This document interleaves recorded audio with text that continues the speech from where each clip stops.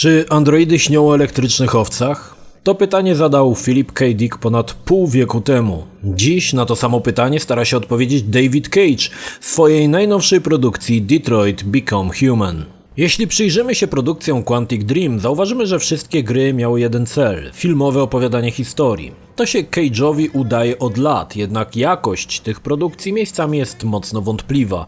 Z jednej strony niezły Heavy Rain z mroczną, ciekawą historią, z drugiej zupełnie nijakie Beyond Dwie Dusze. Większość gier Cage'a to trochę takie filmy interaktywne i samograje, gdzie rola gracza ogranicza się do wciśnięcia raz na jakiś czas przycisku, co przełoży się na tak spektakularne akcje, jak naciśnięcie klamki czy podniesienie klapy od kibla.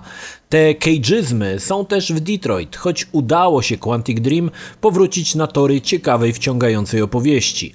Jednak jeśli nie zaczniemy się nad tym głębiej zastanawiać, o czym w dalszej części filmu.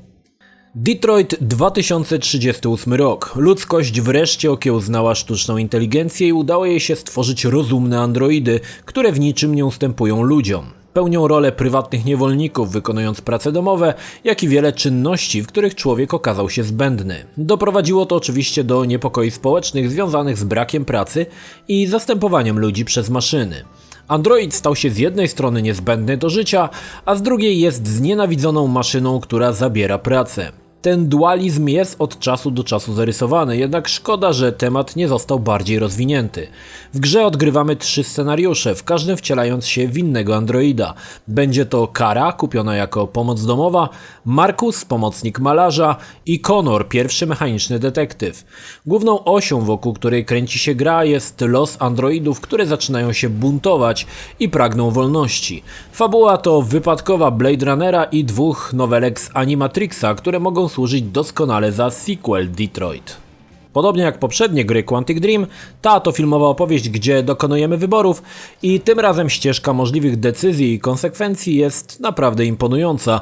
Choć uważny gracz zobaczy, że pewne wydarzenia, niby tak od siebie różne, prowadzą do jednego finału. Mało tego, dość istotne kwestie, czy jakiś z bohaterów pobocznych ma umrzeć czy nie, zmieniają niewiele, bo tak czy tak takowy bohater już więcej w dalszej części gry się nie pojawi. Pewne wątki, niezależnie od naszego wyboru, są ucinane i ten wybór jest trochę taki iluzoryczny. Gra oparta ponownie na mechanice naciskania guzików, machania gałką i scenę Quick Time Event. Znów, aby nacisnąć klamkę, trzeba machać gałą, znów, aby się czołgać, naciskamy naprzemiennie R1 i L1. To wszystko już było, bo mechanika to ponownie ten sam schemat, który znaliśmy z Beyond i wcześniej z Heavy Rain i jeszcze dalej Fahrenheita. Choć tym razem mechanika gry nie jest istotna, bardziej ważną jest historia, która się toczy. Gra składa się z następujących po sobie krótkich sekwencji, rzucając nas w różne miejsca i dając możliwość sterowania naprzemiennie jednym z 3 androidów. Scenki są różne, czasami dłuższe, czasami krótkie, składające się z kilku dialogów. Po przejściu całej dostajemy podsumowanie, w którym widzimy obraną ścieżkę wyborów, rzeczy, które pominęliśmy, bądź gdzie dana ścieżka rozwidlała się, prowadząc do innych wydarzeń. Robi to wrażenie, bo przy najbardziej zaawansowanych sekwencjach możliwości jest naprawdę sporo. Poza tym mamy możliwość podejrzeć procentowo, jak rozwiązali to gracze globalnie lub nasi znajomi, patent znany choćby z gier Telltale. Na uwagę zasługuje świetne tło opowiadanej historii. Na ulicach siedzą bezdomni ludzie pozbawieni pracy przez androidy, mnóstwo maszyn wykonuje sprawunki dla swoich panów, pewne korelacje pomiędzy życiem ludności czarnej w Stanach w latach 50. także się znajdują, chociażby to, że androidy jeżdżą z tyłu autobusu w specjalnie wyznaczonych strefach. Ogólnie są traktowani jako przedmioty lub istoty niższej kategorii. Świat przedstawiony robi wrażenie i cyberpunkowy setting miasta w mojej osobistej topce deklasuje będącego do tej pory na pierwszym miejscu Remember Me. Gra też dotyka ciekawych kwestii, np. seksu z androidami. Cieszy fakt, że Quantic Dream również nie stroniło od takich poważnych tematów. Historia pokazuje nam losy androidów znajdujących się w różnych grupach społecznych. Kara doświadcza przemocy w rodzinie. Markus to android, który ma szacunek swojego właściciela i jest przez niego traktowany jako równy sobie. Natomiast Connor to chłodny profesjonalista, który walczy z niechęcią swoich partnerów z policji, starając się jak najlepiej wykonywać swoje obowiązki. Każda z tych historii ma o wiele więcej niuansów, każdy najlepiej odkrywać samemu. Część z naszych wyborów ukształtuje bohaterów, przez co każdy z nich może stać się kimś innym niż był na początku. Kontrasty zarysowane w każdym scenariuszu są niezwykle istotne i pozwalają spojrzeć na losy maszyn z różnej perspektywy. Androidy mają też pewne unikalne umiejętności, np. Connor potrafi poprzez odnalezione ślady odtworzyć zdarzenie na miejscu zbrodni, jak to robił Batman w trylogii Rocksteady. Pamiętacie słynne Emotions? Cóż, Cage nie byłby sobą, gdyby Emotions nie znalazły się i w Detroit.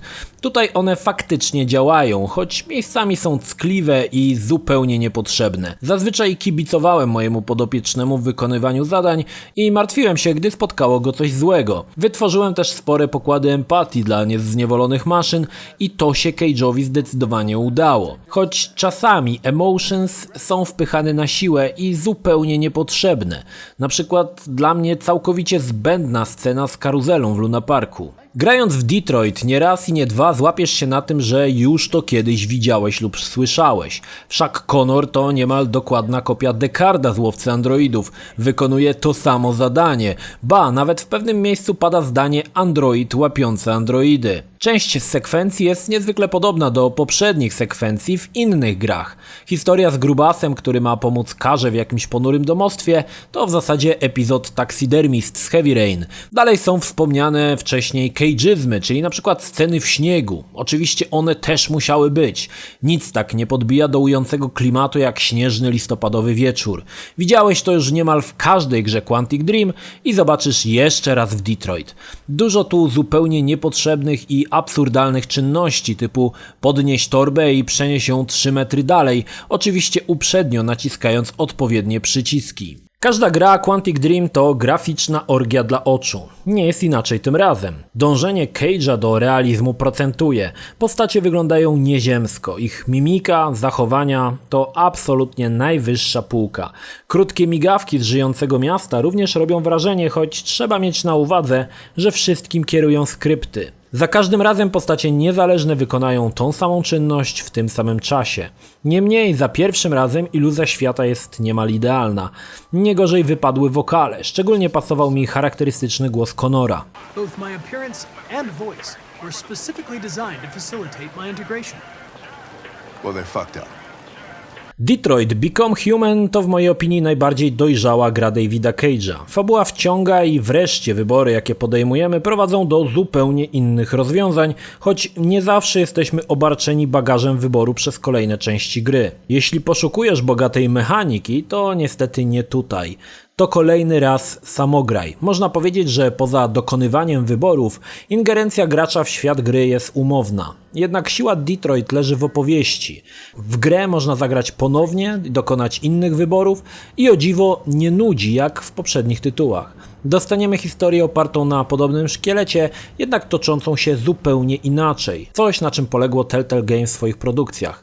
Quantic Dream udało się wyjść obronną ręką. Detroit to fajny, interaktywny film i tylko w tej postaci powinien być odbierany, czy to pod kątem gry, czy pod kątem kupna. Uwaga, spoilery. Jeśli nie grałeś w Detroit, to jest moment, w którym możesz wyłączyć film. W dalszej części są moje przemyślenia na temat fabuły na podstawie moich wyborów. Zawierają one spoilery z dalszych części gry oraz zdradzają rozwój akcji w zależności od podjętych przeze mnie decyzji. W Detroit gra się płynnie i dobrze, dopóki nie zaczniesz myśleć nad tym, co Cage próbował przekazać i jak koślawo to uczynił.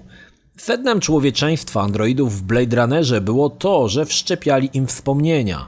To dzięki temu mogły wytworzyć w sobie empatię.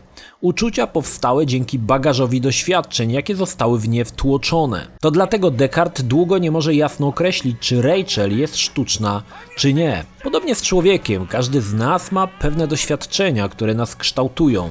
To dzięki temu jesteśmy tym, kim jesteśmy. Inaczej odczuwamy empatię, co innego nas cieszy, co innego smuci czy denerwuje. Wszystko to dzięki temu, że każdy z nas przeżył co innego. Różnimy się. Natomiast w Detroit androidy nie mają przeszłości, przynajmniej nic o tym gra nie wspomina.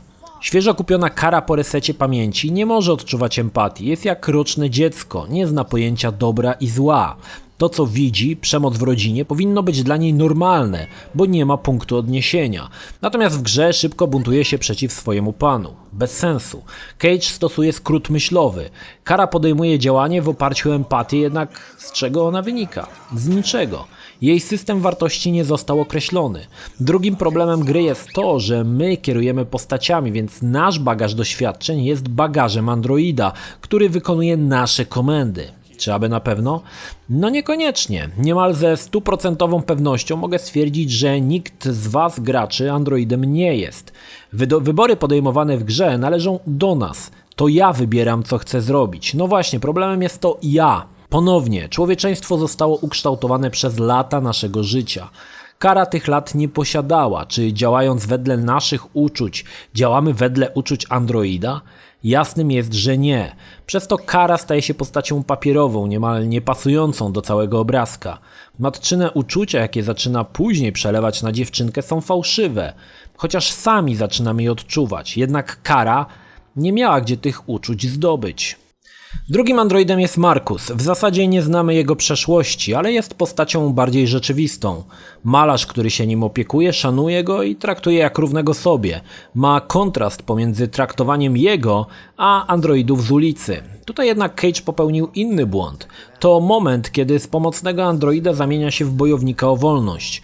Kolejny raz możemy postawić sobie pytanie, dlaczego? Seria zdarzeń, które doprowadzają do tego, że ląduje na śmietniku androidów, jest jednostkowa. To nie społeczeństwo go odrzuciło, ba, nawet sam właściciel tego nie zrobił. Mało tego, w jednym z wyborów nawet go w pewien sposób chroni.